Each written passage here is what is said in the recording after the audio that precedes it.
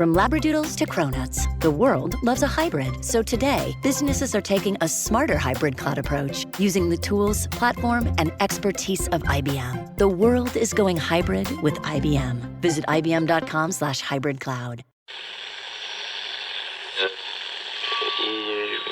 Empire.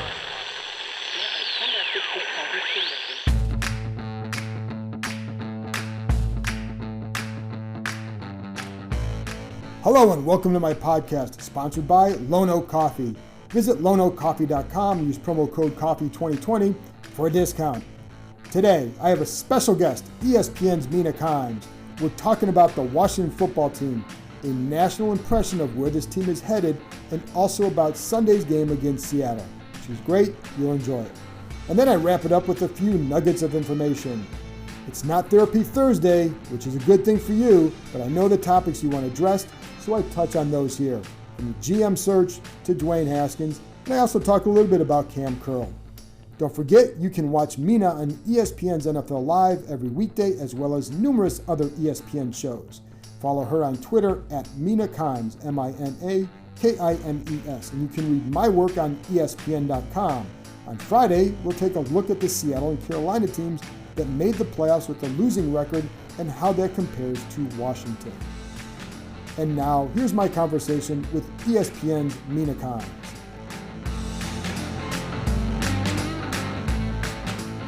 Partly I want to have you on because just to talk about Seattle and about this team, but also because one of the things, and I told you this in an email, but for people listening, one of the things I always like about watching you is you kind of remind me how you're supposed to have fun covering the NFL. And so I want to thank you for reminding people that this is a game. So, I do appreciate that. So I think you bring a nice little joy to the screen and knowledge, but the joy I think is also infectious. So I hope it seems like you're enjoying yourself as much as anybody I've seen out there. Well, I would say for the first time in a long time, I think Washington football fans are feeling a little bit of joy watching their team as well. And it's a great story, it's been, and it's fun because sometimes when teams are bad, frankly, on our show or my podcast, we don't talk about them. Right. And we have reasons to talk about this team. And I love that because it gets tiresome talking about the same teams over and over. It does. And it's tiresome with this franchise talking about the same story over and over. This is a different story. It's very unique. And I did want to start with by asking, like, how do you perceive this franchise now, even compared to a month ago? There's so many places to go with this. I look at them and I see a lot of hope. Like, I think this is the franchise. It's a team. The franchise is separate from the team because the franchise, as we know, has been hopeless for a very long time for myriad reasons, starting all the way at the top. But the franchise, it feels like they finally have some people in place who not only are building a good football team, but also a good culture.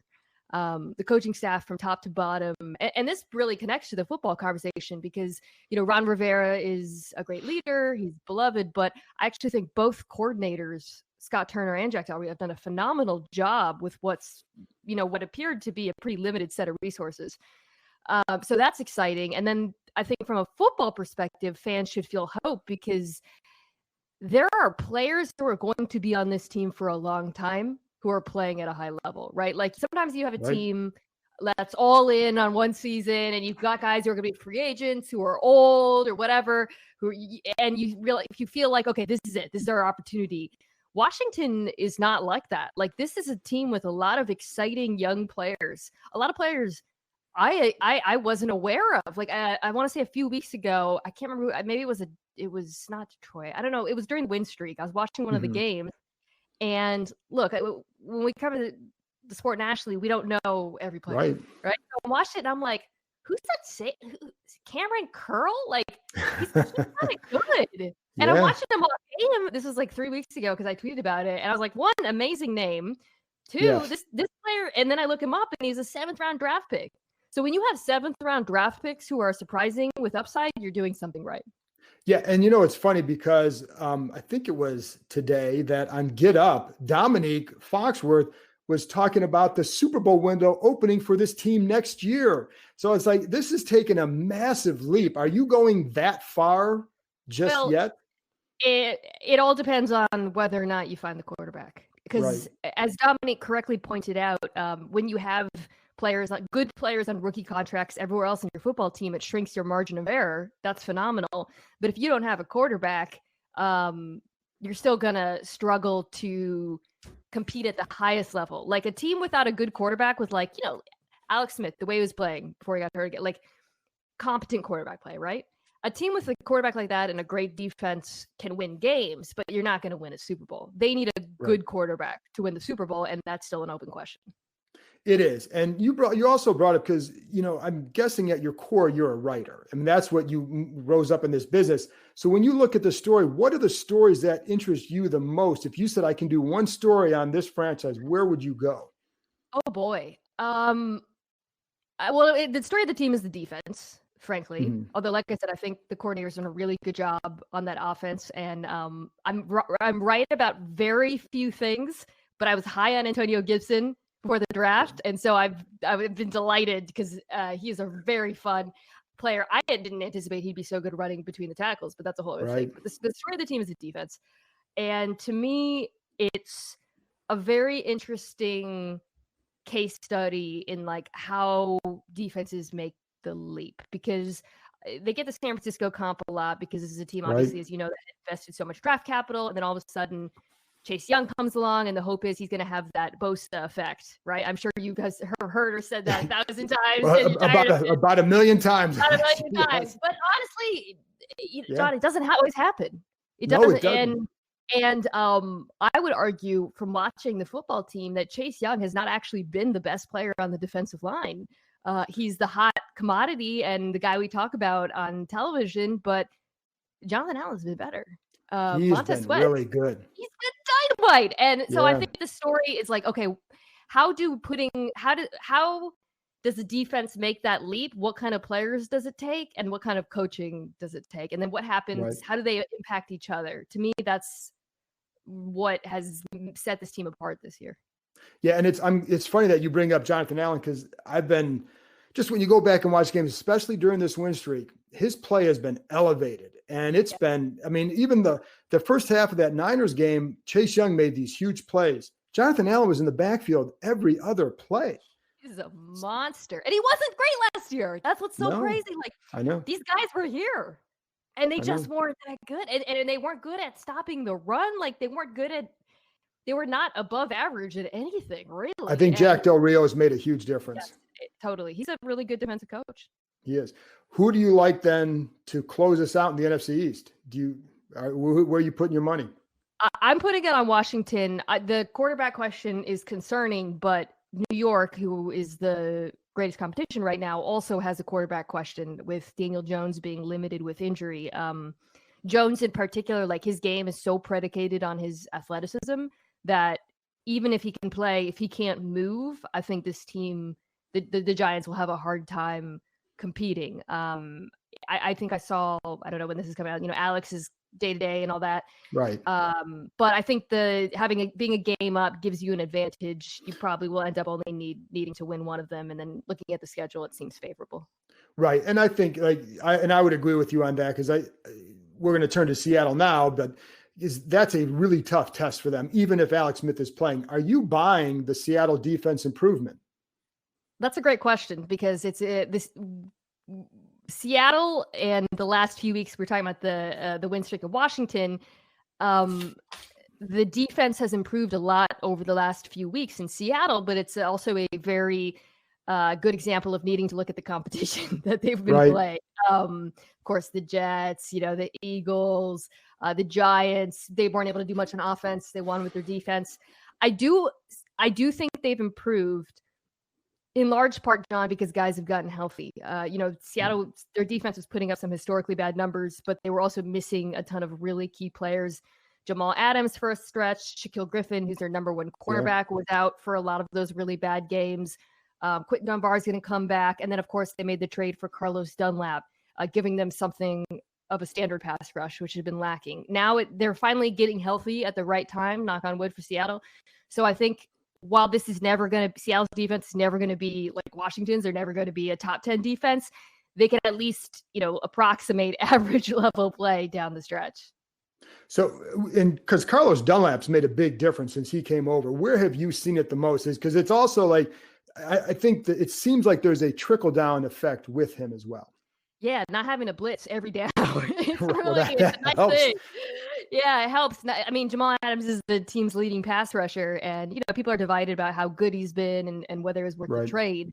But it's helpful when you actually have someone on your defensive line who's able to win pass rush opportunities the way Dunlap has in key moments. So he's made a difference. I think in the Washington game in particular, Seattle actually has a leg up because the strength of this team is, it has been for a long time, the linebacker position. Right. KJ Wright is unbelievable at sniffing out screens. Bobby Wagner is one of the best linebackers in football the last 10 I love years. Bobby Wagner. He's so good, man. So, and Washington depends so much on that short passing game and the run game. I actually think that lines up pretty well for Seattle. And I would agree with you too, with there too. And Damon Snacks Harrison seems to be kind of coming along with there too. One of the best nicknames of all sports. But with their pass rush though, because there's been a distinct change. Is it just because of Dunlap? Is it because other guys were healthy, or why has it improved? I mean, it's like, I think it's like 24 sacks in 6 games or something like that. Yeah, I would say again, competition is heavily factoring into that. But I also think you're seeing something you've seen in Washington, which is I like to call it the force multiplier effect. When you have an elite player on the defensive line, you see it, the trickle effect on the other defensive linemen, because it opens up opportunities for, in Seattle's case, on the inside, Jaron Reed and Poona Ford, who's just like a bowling ball of terror around the field, and is so disruptive on the inside. And then Benson Mayo has been getting some sacks as well. It's just not having one better player, in Dunlap's case, on that line really helps the rest of the team. Let's turn back to the Seattle offense. It seems like for a while it was let Russ cook, and now it's like, what is going on? And I know Carson's back. How much does that help? I mean, where are you at with that offense right now? So I was a let Russ cook enthusiast because I felt he was cooking, and I also felt over in recent years, but especially in 2018, a little bit less so last year, they were too dependent on the run on early downs, which, look, if you're good at running the football, like Washington's very good at running the football, run the football, especially if you don't have a quarterback. But if you've got a quarterback who can throw it like Russell Wilson, why are you burning these early downs? So when they went away from that, it was great. But then defenses made some adjustments to it. And you really saw that, for example, in the Giants game, where the Giants basically sold out against the pass. Like they're playing a ton of too high coverage, basically daring Seattle to run the ball. What's the impact that Carson has had just being back and being available? Chris Carson is by far the best running back on the team. He's honestly, I think, a pretty underrated running back as far as across the NFL goes, right? And there is a comfort level, I think, in that offense, not necessarily running it as much on early downs the way they were in, say, 2018, occasionally to the frustration of Seahawks fans, but just going to him in key situations, situationally, in order to alleviate some of the pressure on Wilson, because it got to a point, I think, during Seattle's losing streak, or when they were losing games here and there, where defenses really didn't respect the run, were dropping their safeties, all the way back in coverage, taking away that deep ball, which is Russell Wilson's most dangerous weapon. And Seattle didn't really have a change up. So I think it's not that they need to run the ball more. It's a combination of things. I think also having a quick passing game helps with that. But his presence on the field just gives them another weapon in their arsenal that was missing when he was out. And then speaking of that deep ball, and we can end on this one too, because DK Metcalf has been such a presence for them. How have teams adjusted to him? Because are you seeing more zone? And is that which is what you're talking about with the safeties? But what are you seeing there? Yeah, manning up on DK Metcalf doesn't usually go well for DB. Although I will say, again, in that Giants game, where Seattle lost to New York, and it's a good example, I think, of where a defense was not playing the run at all. James Bradbury, who's of course been terrific this season, did a really fantastic job on DK. Jalen Ramsey, who's I think maybe one of the 3 best cornerbacks in the NFL, did a good job on DK. I don't think Washington has the I horses. don't think they have that guy. That is certainly not the strength of that defense. So I think they're going to have to probably give whichever corner's on him some help. And, it's no secret that for Washington, pressure is going to be everything in this game. And fortunately, that is the biggest mismatch for the football team. Fortunately for Washington, not for Seattle, because the Seattle offensive line, while improved, is still not the strength of the team by any means. And that's, the thing with DK, because he can change it like that. When he came out, did you know? I mean, if I remember, you were pretty high on him. Well, I remember the reaction. Yes, the reaction was famous. But, so has he been what you thought he would be? He's been better than I thought he would be. I liked the pick because of the value, frankly. The fact that he was dropping. I was like, all right, this guy, the upside is so insane just athletically. You got to take him here because how many guys who are 6'4" run like that? But, what about his 3-cone drill? I know. But what I saw of him in college, forget the 3-cone drill. He had a very limited route tree. And, he had a lack of production for a number of reasons, primarily the injury. But he also really ran go routes and slants, and so you've seen incredibly rapid development from him in Seattle in terms of just what he's capable of. And it's been, he by all accounts, his work ethic is kind of unparalleled, but the fact that he's become such a complete receiver, it's not just the route tree too, John, he does all the little things that make wide receivers great, like the little push-offs, the body control, always, getting his hands in the right position. He's become a really remarkable player using leverage. And I did not see him being one of the 10 best receiver. I would say he's higher at this point, 10 best receivers in the NFL. But you know what? I didn't see Terry McLaurin being. I was just going to say, I was going to ask you because he's pretty freaking special. So it's a fun one for that reason, because you have two young receivers who are going to be around for a while, who you did not expect to be where they're at after 2 years. And DK has the benefit of playing with Russell Wilson. Imagine how great Terry McLaurin could be if y'all find a really great quarterback, because he has arguably been held back by his passers. And so that's very exciting because to find a true number one, a true X receiver like that, it's amazing. Yeah. And both these teams have them. And I think you hit the work ethic too that they both have also trickles down. So that's a good thing. John, I forgot. They both did the same thing where they tried to recover, or they both made the tackle. Yeah. It was a little harder. It was a little bit hard. But the one thing I like about Terry too is the game before, he's blocking a defensive end for Cincinnati, not just getting in his way. He is staying with him and blocked him. It was a legit block. And it's not many receivers are willing to go that far like he is. And I think DK has those qualities too. They're fun to watch. So Mina, I appreciate you coming on. I really do. Thanks for joining me, and enjoy watching that NFL Live show. You guys have a lot of fun on there, and that's fun to see. Appreciate it. Looking forward to this game. After this break, I'll be back with a few nuggets of information. What's up with the GM search? Support for this podcast comes from The First One with DJ Khaled, a new podcast only available on Amazon Music. What's up, y'all? This is DJ Khaled, and this is The First One. We hear from all the A-list music stars like J Balvin, Nas, and Kelly Rowland about songs that didn't change the game, but changed their life. It's almost like sometimes before you even get in the industry, it's like you set up to fail. And there's so many moments where you can win. And the winning is great, but it's so many things that you go through to get to the win. And so much more, who tell their stories about their first hits that took them to the next level, changed their life, overlooked to being overbooked. When I was recording the song, I already knew it was going to be a global hit.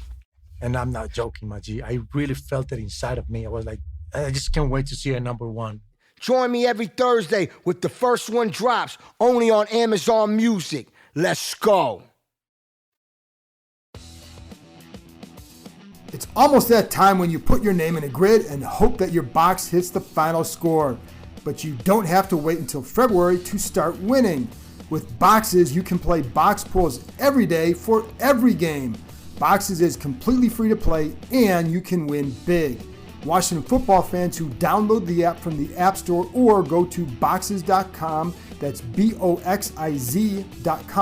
and use our code KIME20 can enter our contest where the lucky winner with the final score of the Seahawks-Washington game will receive $100.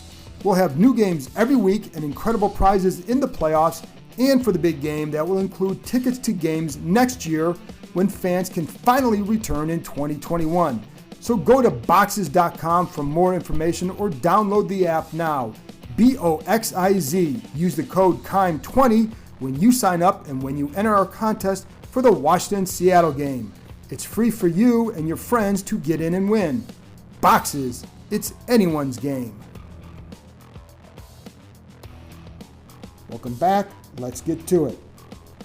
Albert Breer from Sports Illustrated had an item the other day about Washington possibly looking to hire a GM from the outside.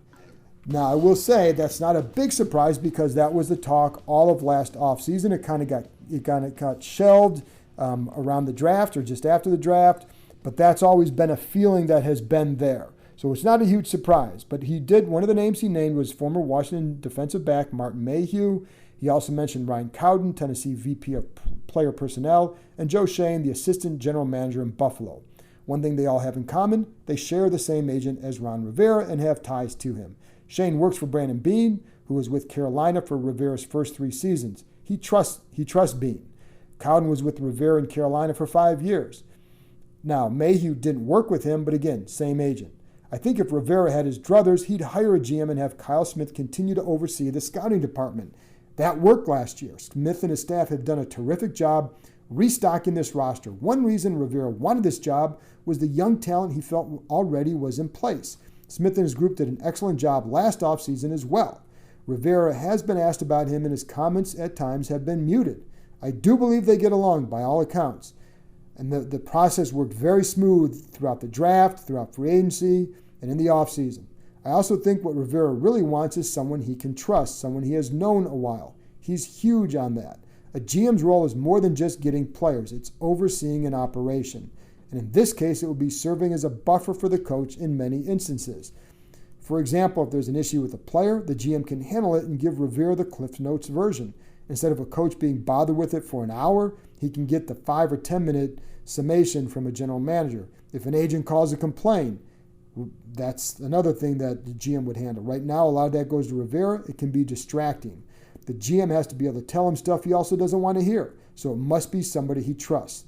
I will say with Kyle Smith, the one thing that you always hear about him, very straight shooter, definitely not a yes man. Not afraid to, if something's not right, he's not afraid to say it. That's what I've always heard about him. Rivera has the power here, so he will make the decision. Owner Dan Snyder, I've always been told, loves Kyle Smith, and I think Snyder understands there'd be backlash if they let him leave. They let Sean McVay get away. They let John Schneider get away way back when.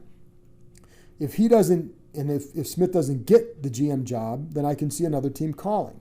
If Washington keeps winning, Rivera gets more ability to sell such a move to Snyder. He also might view Smith as needing a mentor for a few years, because Smith is relatively new in his role, and it does take a while to build up certain things and build up that trust and get that kind of experience. But keep in mind, Smith's dad was a GM. That's his mentor. It'll be interesting to see how it plays out. Smith is a valuable commodity. He and his staff have done a very good job. I do think Smith would make a strong GM. I think it would be a mistake to let him leave, and if they bring a GM in over him, he'd have a choice to make. Now, I'll also say, listen, there are a lot of smart people in the NFL. So I think it would be a mistake to let Kyle Smith leave, but I think you also have to always say, what do you do to replace that person and what's the plan? There are more people in this league who are capable of doing a very good job. I also think that they have one in their building right now. In the past, Smith was not a hot commodity. He doesn't have an agent, and the team wasn't a success. So you're not going to be, you become a difficult sell to a team's owner. After a couple strong drafts and a team that improved in 1 year, I could see him drawing attention now or within a year. He doesn't play the media game, so his name is often left off of various lists. What you'll see, some of those initial lists, sometimes it's guys doing their sources a favor. And not always, but definitely sometimes. And some, not always, but definitely, that definitely happens. With various ex-Washington coaches spread around the league, he will attract notice at some point. Smith is respected by those who have coached here. I know that for a fact, by multiple coaches who have coached here. And I've heard from some former Washington employees who found it odd that when Rivera has had a chance to really praise the scouting staff, he hasn't done so. I don't know the reasoning behind that, so I'm not going to speculate. But again, I have been told that those guys, that it's not like there's some big falling out between Rivera and Smith. That's not the case at all. I just think that a lot of that with Rivera, he really puts a big emphasis on trust. It's why he's got 12 ex-Carolina coaches on this roster. There are a few guys already in the scouting staff, in the front office that he's brought in. So I think that, as much as anything, plays a big role in any sort of decision. I don't get the sense that the situation around Dwayne Haskins has changed a whole lot, or that he made some strides that have forced them to maybe rethink his future or what they would expect from him in the future. It's going to take a long time with him because the stuff they needed him to fix isn't done overnight, and it isn't even done in 2 months. You don't go from not doing a whole lot in terms of preparation from what they wanted and what previous staff wanted in those areas, and then you do it for a little bit, and then you're not going to get that instant improvement. That's not how it works. It will take a sustained effort for a long period of time for Haskins to reap the benefits. He was raw. He really needed to go somewhere he could sit and learn and copy habits for probably 2 years before playing. Get to know things inside and out. Go to the field with a much deeper comfort level in what you're doing, what you're calling, what you're seeing. It's not just about how he's throwing the ball. We know he can throw the ball. That's not the typical route for a first rounder, but it is what needed to happen. Again, Sunday, we saw his arm. We already knew he had a strong one. He can make plays because of it. And when he steps into those passes, man, it's fun to watch. But then there are other plays that you still see some of those same sloppy mechanics. The near interception, he's dropping the elbow and feeling some pressure. He didn't have to fall back, but he dropped the elbow, the ball sails. And even on that one, you have McLaurin, you got to put a little bit more touch on that ball. There's a play in the red zone where McLaurin sets a pick for Steven Sims. He's wide open, running out to the flat. That should have been an easy touchdown. Didn't look at him. And so those are things that he's fallen back, and he almost made another bad mistake on that pass. Again, you see some good things, and I think the fact that he came in, led a nice drive on that first drive in the second half, that was key. I also think that Dwayne Haskins is somebody who's much better going into a game starting and having prepared like a starter, which you should do every week, man. Listen, that should be an every week thing. But I know that from having watched him that he seems to be more comfortable starting a game versus coming in relief. I think getting, whether it's the rhythm, how he feels, the comfort level, the confidence, he's just somebody who needs to have that. I'm not telling you to write him off. I'm also not going to sell you false hope. I'm sharing reality. I don't know that this is going to change things for him. Alex Smith is certainly not the long-term answer here. I think the quest for that guy will continue this offseason. If Haskins wants to be that person, he's going to have to keep grinding, focusing as much on the game preparation as anything, and then show that on the field he has adapted what he has learned. That's how he can convince him. Now, he does have a chance. If he plays again, he's got a chance to show that he has improved in those areas. But again, it's not something that was ever going to happen in a short period of time. What they want him to do, it takes a long time to establish those habits and then to transfer those habits to the field. So it's going to take time for him.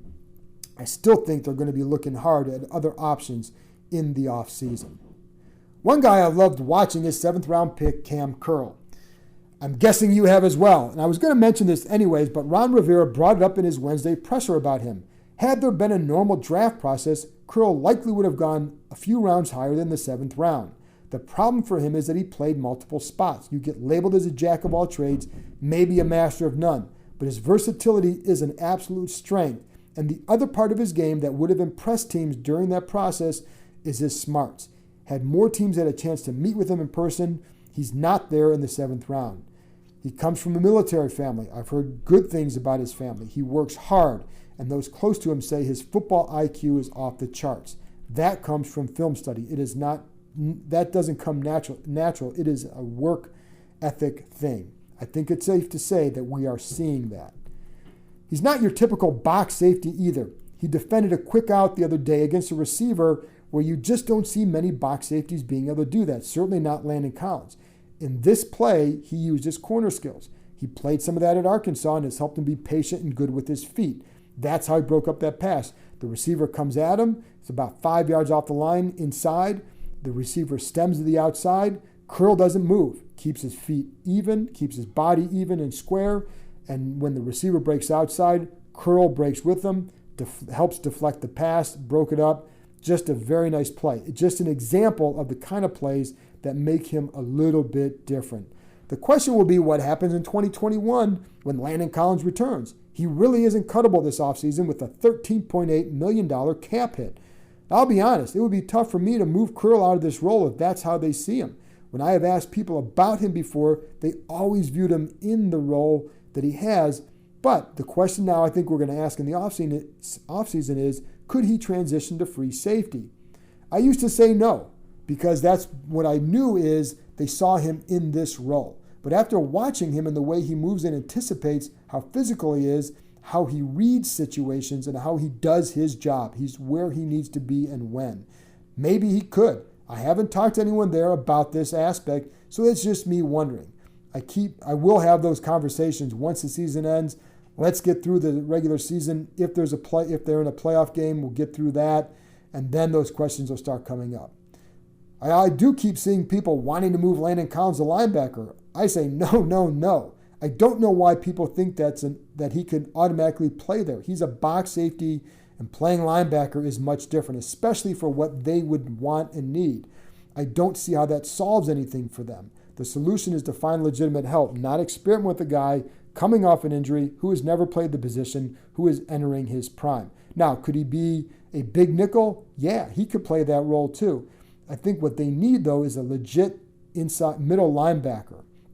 I know they've been pleased with Bostic at times, but I think they want to upgrade one of those spots. They like Cole Holcomb. They're not going to bump him out of there. So I just don't see it. Maybe they could use Collins as a big nickel back. I don't know. That's the way they were using Curl initially. What I do know is it will be an off-season topic, and I also know that Curl is a lot of fun to watch. Hey there. The holidays are here, so it's good to know Kroger can save you some time with free pickup on all your fresh favorites. Whether your traditions call for a hearty helping of juicy ham, ample apple pie, or Aunt Sue's legendary twice-stuffed stuffing, Kroger has got you covered. So order for free pickup at Kroger.com or the app and get more time to get your holiday on when you grab your groceries curbside. Kroger, fresh for everyone. Free pickup on orders of $35 or more. Restrictions may apply. You've heard me talking about Lone Oak Coffee for a couple months now. Let me tell you a little bit about who they are and what they're about. Lone Oak Coffee is based in the Shenandoah Valley, just a nice bunch of people who are open for business during this trying time. Just look at their website, loneoakcoffee.com, and what do they highlight? Their core values of quality, family, transparency. They work with co-op farmers from all over the world to source their beans. They also support small farmers to find the right beans. During this pandemic, one of my saving graces has been grinding my beans from Lone Oak Coffee and taking a few minutes before the day to savor the coffee, get my mind right. Put a little jazz or Frank Sinatra or Louis Armstrong on in the background, it's even better. I've enjoyed all their blends, but among my favorites, the Ethiopian Guji, love the berry flavor, the Mexican Chiapas, and their house blend. Start your day off right with Lone Oak Coffee. Visit loneoakcoffee.com, that's LONEOAK coffee.com. Use promo code COFFEE2020 for a discount. You can thank me later. Well, that's it for this episode. Thank you very much to Mina Kimes for joining me, and thank you for listening. Keep supporting our sponsors, especially Lone Oak Coffee. I'll be back with another episode after Washington's game against Seattle. Another big game in December. Who'd have thunk it? Talk to you next time.